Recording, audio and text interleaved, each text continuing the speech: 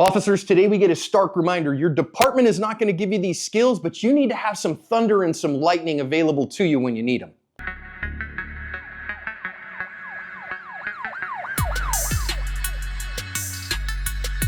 Hi everyone, welcome to today's badge cam lesson here at Active Self-Protection. Every day of the year, we try to bring you a research-informed defensive lesson.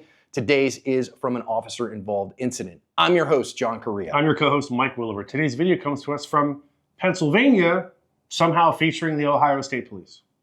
Download the ASP Unlimited app for all the content you love from Active Self-Protection and more with no interference from YouTube. No ads, no age gates, exclusive videos, seminars, classes, and more on iOS, Android, Apple TV, Roku, Amazon Fire, and Android TV. Hit the link in the description or download ASP Unlimited from your app store today. As this one begins, officer's been called to the scene of a single car wreck. He's going to get some intel on the way in. We have both his dash cam and a badge cam. Let's listen in.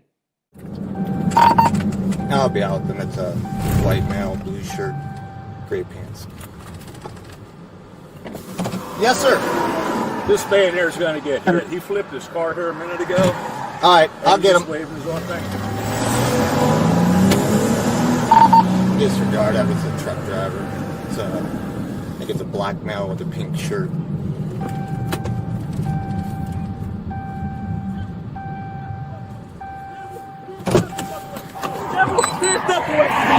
Come on, buddy. Step away. Come on over here. Step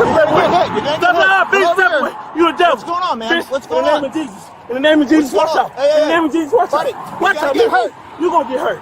In the name of Jesus, stop, bitch. Hey, Jesus, Lord, bow get down. hurt. Jesus, Lord, bow down. Don't touch me, Turn you're around. going Put to your die. hands behind Next your time you back. touch me, you're going to die. Next time you touch me, you're going to die. Turn around. Put your hands behind your back. 5 Team Cleveland. Send me another unit. He's on foot, going down the berm.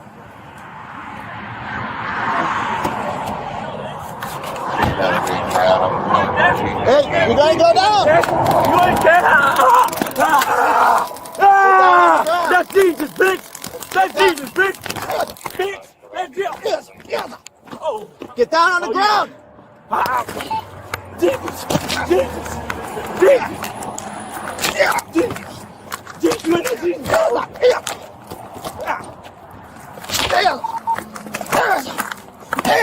Jesus! You ain't no Jesus! Okay, let's see. Give me help. All right, here we go. Listen how strong Jesus is. Go ahead. Listen. Get down on the ground now! Lay down. Lay down. I'm strong, baby. I'm a Jesus lover. I'm a Jesus lover. I'm a Jesus lover. All my Jesus lovers are behind me. I've sped this next portion way up. After getting the officer down on the ground, he held him for about 30 seconds there, then jumped up off him, stole his car, drove it for about 15 minutes, if you go read the news stories I've linked in the description, and then overturned it when a couple other cops tried to get him into custody. He reached for that cop's gun and got shot and did not make it. Thankfully, our officer that was on badge cam that we just saw wasn't badly injured. He'll make a full recovery. Like I say, our perp here, who had a long criminal history but had recovered and then was a community activist, he didn't make it through this one. Hey, have you guys figured out yet that when we do badge cams, I wear the blue shirt, and when I do stuff that's not badge cams, I wear the red shirt?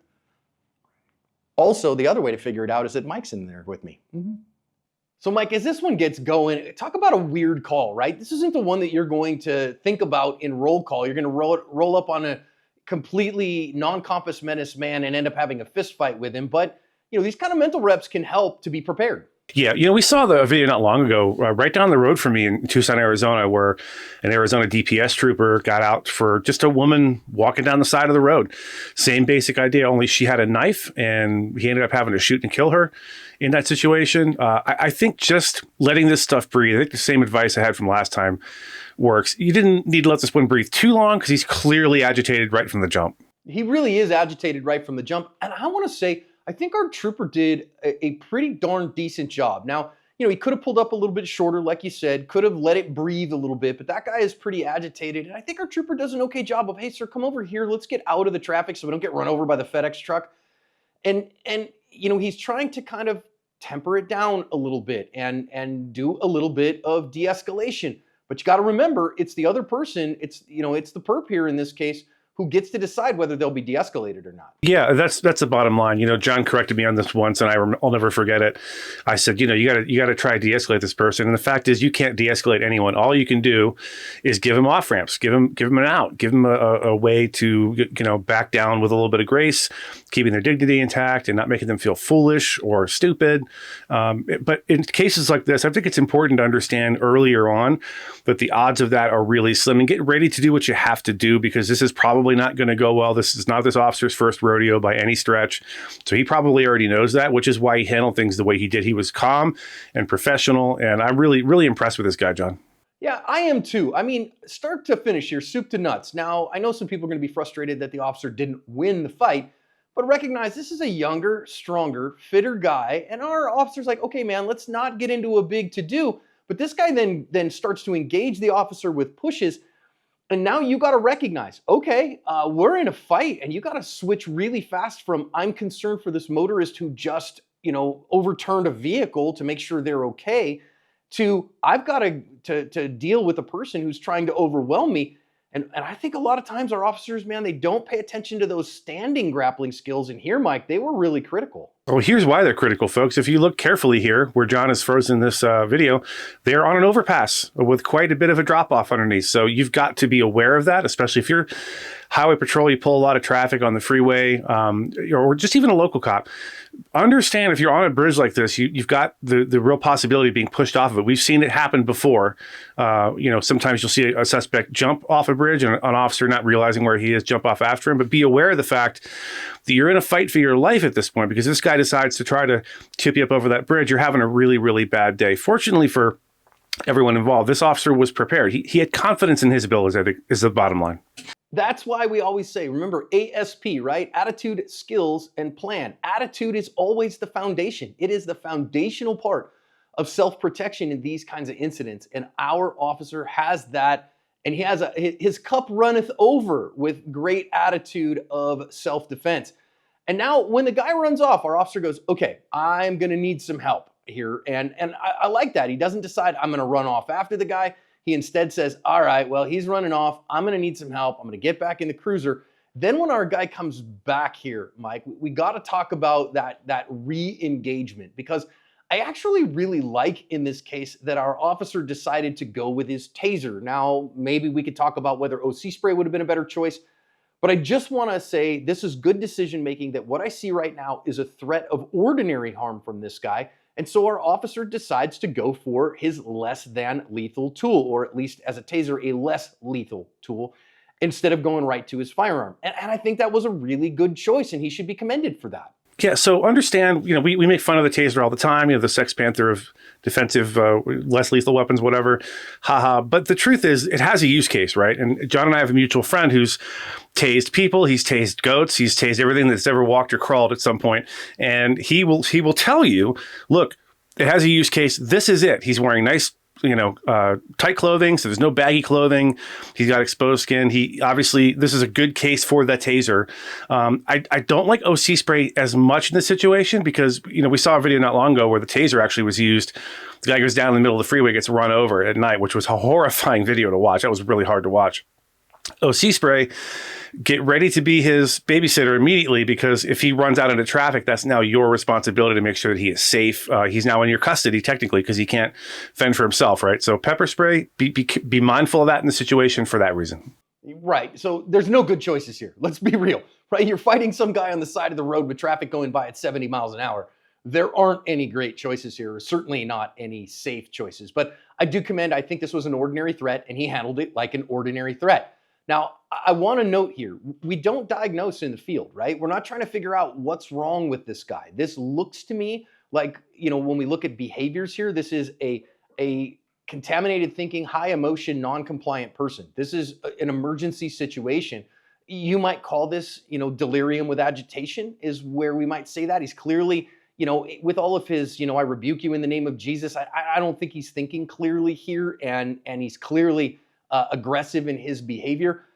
And recognize, though, that can be highly dangerous when they get aggressive like this. And therefore, you have to recognize he probably is not going to feel a lot of pain. And it's on you to control the situation And that's a pretty tall order, Mike. Yeah, and waiting for backup isn't really an option. You've got to deal with this right now. I'm pretty sure he did call for backup at some point, but hoping they're going to get there in time to make a difference is not really a good strategy. I would never count on that as being the way I'm going to resolve this and get out of this in one piece. So this is a giant poop sandwich. You've been handed it, and now you got to take a big old bite. And the big old bite here is staying in this fight, staying present, not giving up. I want to talk for a moment about attitude.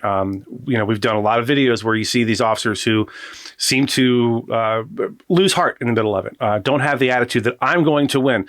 He's coming to me. I got something for that. This is what I train my agents how to think, right? When they're out in the field is I'm going to prevail in this situation one way or another. I'm not going to get killed. I'm not going to, no one's going to be knocking on my door, talking to my wife later. I'm going to make it through this.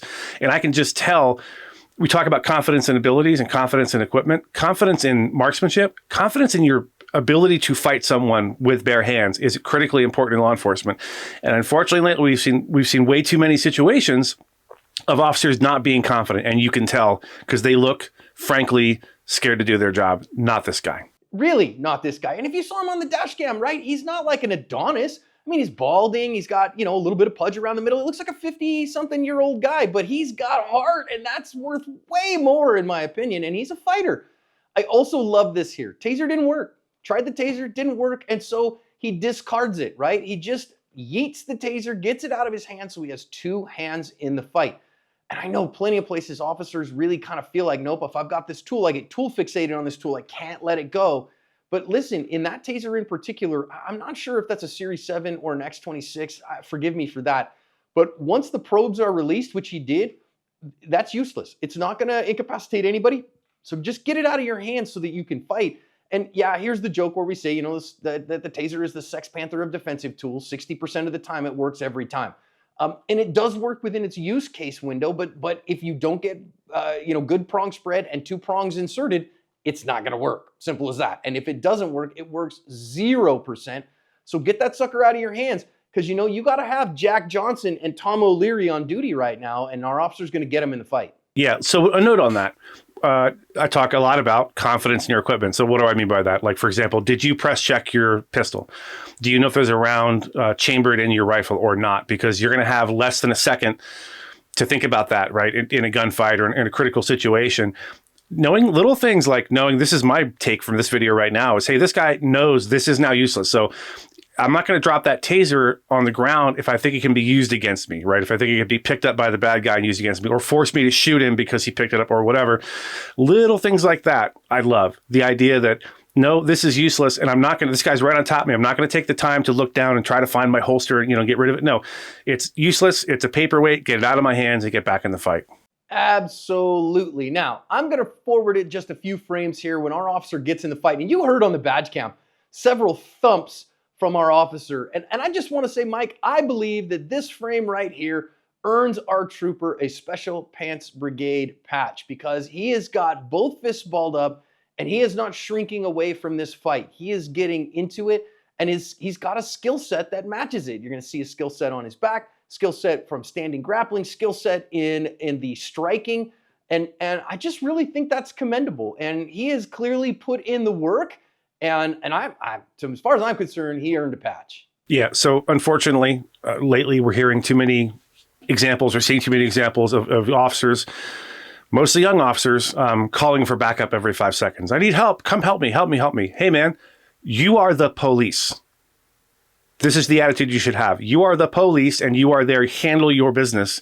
That's what this guy's doing. This, honestly, I want to make a poster out of this, right? And make it a motivational poster that cops hang in their locker. Like, this is how it's going to end. This is how I'm going to, the attitude I'm going to have out in the field. Like I said, backup getting to this in time is unlikely. This fight will be over one way or the other. We saw it turned out, but there's going to be a victor and a vanquished, and I want to be the victor 10 times out of 10, and I think, I can't say enough about this trooper's attitude. Yes, as the kids these days say, this guy fornicates, as it were. I don't think they use that word, but, we're trying to be a family-friendly show here. Now, that fight's going to continue. I think you got to recognize, it's an eye-opening thing, man. If you ever hit the mats, the first time you hit somebody with everything you have and it doesn't knock them out cold, it's not like John Wick and they just disappear. It can be very disheartening. This officer's not disheartened. You see, all right, I hit him with everything I had, and all I'm doing here is just knocking his health bar down. All I'm doing is knocking his health bar down a little bit, and it might take 20 punches, but I'm willing to keep throwing him. And our officer does that really well. Eventually, our guy is going to take him to the ground. He's going to back up too far. It's hard to tell exactly where it kind of comes in here, but eventually they're going to end up on the ground too. And I have an interesting point here that I think we want to talk about. Now, you guys know I'm all about having some standing grappling skills, some striking skills, and here, some grounded grappling skills, particularly grounded grappling skills off your back. Officers, you need to be able to play on your back and do so in a manner that protects your life. And you know, Mike, we talk about this. I don't think you should do it all the time, but every once in a while, in uniform, with your full battle belt on, to understand, because you don't want the first time you figure out, oh man, my radio is in a really wrong place for me to defend myself off my back. You don't want that to be when you're fighting this guy. Yeah, and you mentioned in our pre-brief, John, this, like, the equipment will mess up the mats, all sorts of things can happen. People might get a minor injury. Listen, paying for the paid time off for the minor injury, paying to replace or repair your mats is a heck of a lot less expensive, city manager, than it is to pay for a lawsuit because your cop wasn't ready for this. The grounded pound on the mat room floor with your gear on is absolutely critical. Also, if you wear a tactical vest, make sure you're training like you're going to fight. One thing you might find out is, hey, my radio, my taser, maybe I should put it somewhere else, because if I were to find myself on the ground, it would be in my way. It would be impossible for me to turn over or get somebody in my guard or whatever. Big thing I want to point out here is kind of related. Don't have anything right over your spine. I've heard of officers who had like a cuff case right over their spine in the back. They get pushed to the ground. Guess what happens? It's bad news all day of the week. So keep that area clear. And I tend to keep everything mostly up front and on my side where I can get to it either hand. But getting to the mats and training like you fight is critical, as John said. What Mike just said, so important. If you have something directly on your spine, you want to get that off there immediately. You need to relocate that thing, because you fall on the back like that, you break a vertebra really fast and you end up not able to use your legs for the rest of your life in real environments like this. Now, our guy eventually gets the officer and is able to get away from him and then steal his car. And I can only imagine our poor trooper watching his patrol cruiser, drive off into the sunset and being on his handheld going, I'm in trouble. I need somebody to show up with a car to help me on the way. And this guy, he put the quarter in the jukebox, so he gets to dance to the tune for the rest of this. And clearly, this guy, again, delirium with agitation. I don't know what made him snap. He apparently had tried to get his life together and was even working for the sheriff's office in community involvement, and that's great. But then something snapped, and this is what it did. God bless our trooper. Thank God he had the skills to cover his ass.